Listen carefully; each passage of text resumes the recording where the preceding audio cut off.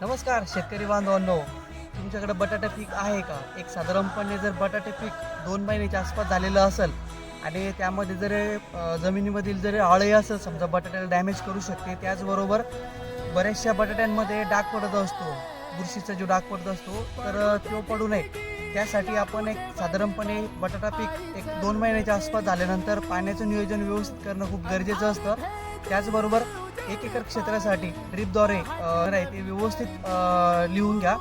त्यामध्ये आपल्याला 1 एकर क्षेत्रासाठी क्लोरोपायरीफॉस सायपरमेथ्रिन 1 लिटर घ्यायचं आहे.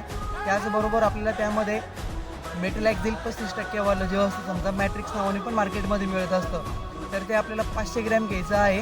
ही दोन्ही औषधी एकत्रित करून ड्रिप इरिगेशन थ्रू आपल्याला ते द्यायचे आहे. हे दिल्यानंतर आपल्या पिकामध्ये असा फायदा होणार आहे, जमिनीमध्ये जी काळी अळी असते बटाटा खराब करणारे, ती कंट्रोलमध्ये येऊ शकते. त्याचबरोबर बटाट्याला जो डाग पडत असतो, तर तो डाग कव्हरमध्ये राहण्यासाठी आपल्याला चांगल्या प्रकारे त्याचा मदत होऊ शकतो. शेतकरी मित्रांनो, व्हिडिओ जर आवडला असेल तर चॅनलला फॉलो जरूर करा. धन्यवाद.